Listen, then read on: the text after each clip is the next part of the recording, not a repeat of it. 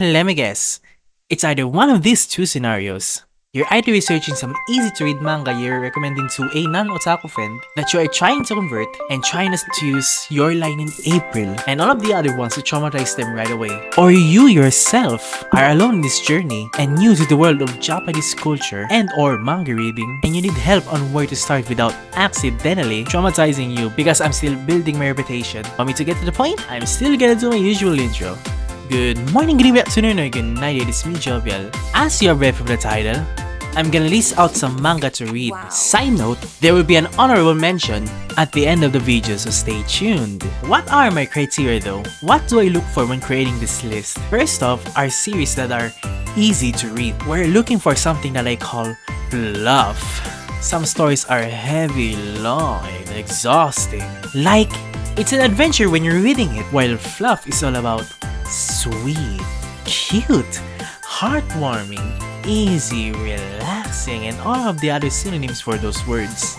They are also easy to digest and something I would call an easy read because they are easy to read. Second would be, how much of the Japanese culture and references are you gonna encounter here? Japanese things, events, references, food, jokes that may or may not have translated well, and anything in between. How much of those are you gonna encounter while reading the series? Including here are which ones are left in their Japanese romaji rather than trying hard to try to make sense in English. There are usually translator notes somewhere if they are left in romaji, and that is something I want you to read and experience reading, especially if you want to dive deeper into the world of manga reading. And lastly, the final criteria would be what I would think you or your friend would enjoy reading. With that out of the way, let's dive on in, shall we?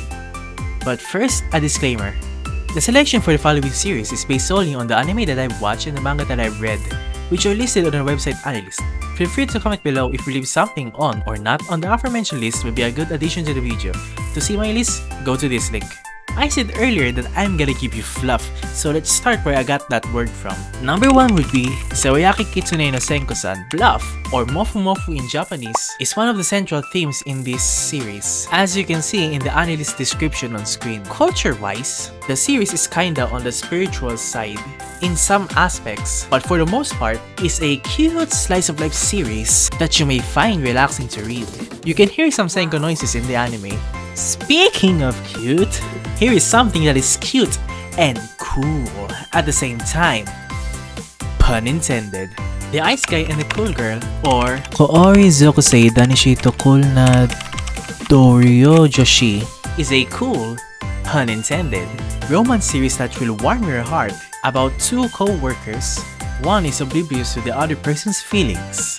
Himuro has a crush on his co-worker, Fuyutsuki-san, and read the description on the screen to know more if you fancy reading it. Speaking of crushes, that is also a theme for the next series coming up. Toaru Tenin to Kyaku no Hanashi, or the story of a waitress and her customer in English, is a story about Saki, a college working student who has a crush on Shiraishi, an office worker who is a regular customer at the izakaya that she works at. Don't mind the age gap, the series is cute and has fluff, so I recommend it to new readers. Speaking of something I recommend, how about I recommend my second favorite series of all time? If you already know me, you know what it is, but I assume a lot of you here are new.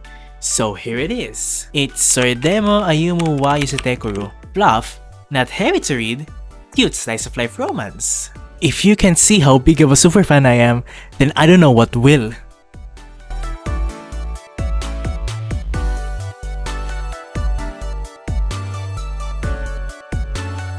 I love this series so much.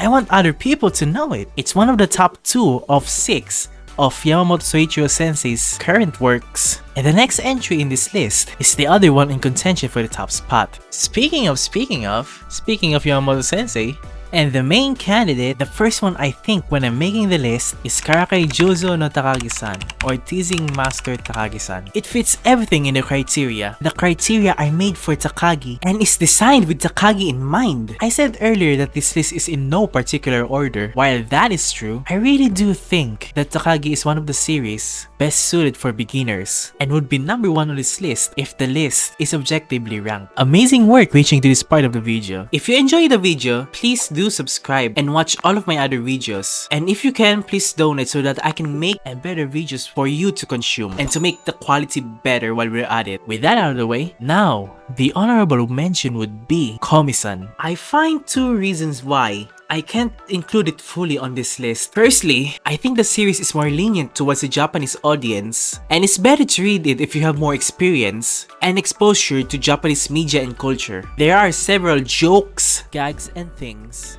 that if a non-Japanese reader reads it, they may feel left out or won't connect to the series. Cause personally, I love this series! Second reason, which supports the first reason, is practically everyone in the series, their name is a pun of sorts. Take Najimi for example. In the Japanese format, her, him, their name is Osana Najimi. Now connect those two and say it like it's one word, and you get Osana Najimi, which literally translates to childhood friend. Komi's surname is shortened from the word communicate.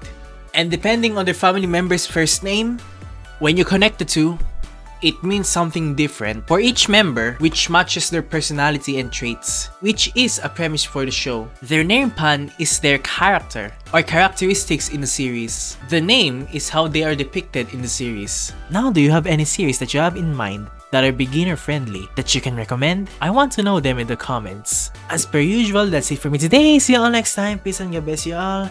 Love you all.